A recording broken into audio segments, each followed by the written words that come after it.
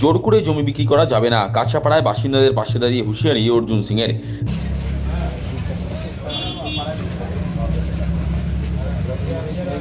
কাছাপাড়া পুরসভার 15 নম্বর ওয়ার্ডের মান্দারি বাজার এলাকায় বছরের পর বছর ধরে বসবাস করছেন প্রায় 100 খানেক পরিবার। ওই জমির বর্তমান মালিক রামনাথ ঠাকুর ও তার পুত্র সঞ্জয় ঠাকুর প্রায় 7 বিঘা আয়তনের জমি প্রমোটারের হাতে তুলে দিতে চাইছেন। সূত্র বলছে, ভাড়াটিয়াদের হটিয়ে সেখানে প্রমোটার আবাসন গড়ার ফন্দি এঁটেছে। বাসিন্দাদের অভিযোগ, বৃহস্পতিবার আচমকা প্রত্যেক ভাড়াটিয়ার আইনজীবী মারফত চিঠি পাঠায় জমির মালিক, যদিও চিঠি কেউ গ্রহণ করেননি। শুক্রবার সকালে জমির মালিক সঞ্জয় ঠাকুরের সঙ্গে দেখা করেন ভাড়াটিয়ারা। আলোচনা ছাড়াই কেন জমি প্রমোটারের হাতে তুলে দিতে চাইছেন তা জানতে চান ভাড়াটিয়ারা, যদিও আগামী রবিবার ভাড়াটিয়াদের নিয়ে আলোচনায় বসার কথা জানিয়েছেন সঞ্জয় ঠাকুর। এদিকে উচ্ছেদের গন্ধ পেতেই অসহায় বাসিন্দাদের পাশে দাঁড়ালেন ব্যারাকপুর কেন্দ্রের বিজেপি প্রার্থী অর্জুন সিং। তার হুঁশিয়ারি, জোর করে জমি বিক্রি করা যাবে না, তবে জমি বিক্রির ক্ষেত্রে আগে ভাড়াটিয়াদের অগ্রাধিকার দিতে হবে। বাসিন্দাদের সাহস জুগিয়ে তিনি আইনি সহযোগিতা করার আশ্বাসও দিলেন। কি বলবেন? পারবে না উচ্ছাতে। আমি দায়িত্ব নিয়ে বলছি, এখানকার যদি ইনারা নিজে ওর কাছে না সারেন্ডার হয়ে যান তাহলে পারবে না। আর ইনারা যদি ছেড়ে দেন তাহলে আমার তো বলার কিছু নেই, কিন্তু ইনারা যদি সারেন্ডার না হন ওর কাছে তাহলে এই লড়াইটাতে আমি পুরোপুরি ইনাদের পাশে থাকবো। তো ওনাদের যদি আগামী দিন ভয় দেখানো হয়, কারণ শাসক এখানে, পুলিশ এখানে, তাদের ক্ষমতা, শাসক হোক বা শাসন হোক, মানুষকে ভয় দেখানো এখন সোশ্যাল মিডিয়া যুগ আছে। ভয় দেখিয়ে ঘর খালি করে দেবে। আমি বলছি রাস্তায় একটা পান দোকান খালি করে দেখিয়ে দিত, অত সোজা ব্যাপার থাকে না। এনাদের ইউনাইটেড থাকতে হবে।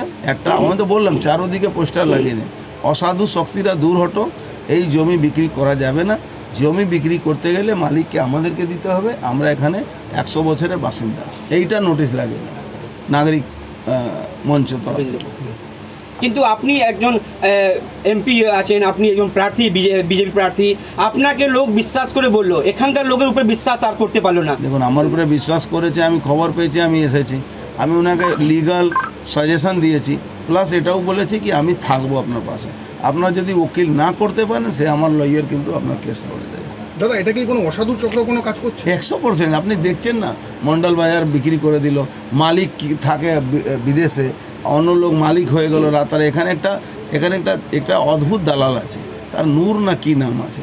ও আপনার জমি দেখলে, আপনার পেপার দেখলে, ওর চোখে এক্সরে মেশিন আছে, ও আপনার জমির মালিক নিজে হয়ে যাবে। এরকম একটা অদ্ভুত টাইপের দালাল টাইপের আছে। আর বিএলআর ওর সঙ্গে জানেন তো, এখানকার বিএলআরও মানে পিকুলিয়ার টাইপের সব, তারা চুরি টাইপের কাজ করে। তবে স্থানীয় স্তরে কেউ পাশে নাড়া দাঁড়ানোয় ক্ষুব্ধ মান্দারি বাজার এলাকার বাসিন্দারা। প্রবীণ বাসিন্দা বিজন দেবনাথ জানান, বাপ ঠাকুরদার পর তিনি এখানে 40 বছর ধরে বসবাস করছেন। প্রত্যেকের কাছে ভাড়ার রসিদও আছে, কিন্তু জমির মালিক তাদের সঙ্গে আলোচনা না করেই প্রমোটারের হাতে জমিটা তুলে দিতে চাইছেন। কিন্তু তাদের লড়াইয়ের পাশে দাঁড়িয়ে সহযোগিতার আশ্বাস দিয়েছেন বিদায়ী সাংসদ তথা বিজেপি প্রার্থী অর্জুন সিং। এটা অঞ্চল কাঁচাপাড়ার অঞ্চলে মান্দারি বাজার 15 নম্বর ওয়ার্ড, আমরা মিউনিসিপ্যালিটির আন্ডারেই আছি। এখানে আমরা দীর্ঘদিনের বাসিন্দা। দীর্ঘদিন বলতে আপনি কিভাবে নেবেন আমি পরিষ্কার করে বলে দিই। এখানে আমার ঠাকুরদাদা থেকে গেছে, আমার বাবা থেকে গেছে, তারপরে আমি তার ছেলে। আমার বয়স এখন 70 বছর, বুঝতে পেরেছেন? এই 70 বছর বয়সও এখানে আমি রয়েছি। কিন্তু সূত্রে শুনতে পাচ্ছি, এবং গতদিন একটা অ্যাডভোকেট চিঠি পাঠিয়েছিল আমাদের কাছে, তখন আমরা বুঝলাম যে ব্যাপারটা তো অন্যদিকে যাচ্ছে। এমনি কানাঘুষো শুনেছি যে প্রমোটারের কাছে ইনি বিক্রি করছেন, এই বাড়িওয়ালা রামনাথ ঠাকুর এবং তার ছেলে সঞ্জয় ঠাকুর। এরা দুজন প্রমোটারের সাথে কথা বলে এগিয়েছে বিক্রি করার। তার আগে আমরা ডেকে বলেছিলাম যে তোমাদের যদি বিক্রি করতে হয়, আমরা এখানে দীর্ঘদিনের বাসিন্দা, পুরনো, আমাদের সাথে কথাবার্তা বলো, তোমাদের কি দাবি, আমরা কতদূর মেটাতে পারবো, তারপরে কথা বলে আমরা সব ঠিকঠাক করে নেব। কিন্তু ওনারা সেই কথার কোনো গুরুত্ব না দিয়ে নিজেরা এইগুলো করে ফেলেছে।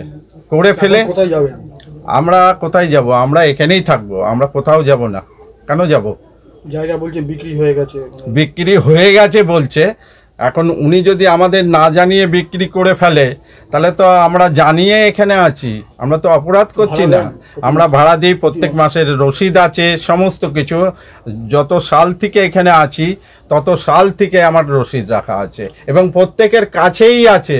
কেউ কিন্তু বলবে না যে আমার কাছে রসিদ নেই, ঠিক আছে। কিন্তু আমরা সাংসদ কি বললেন?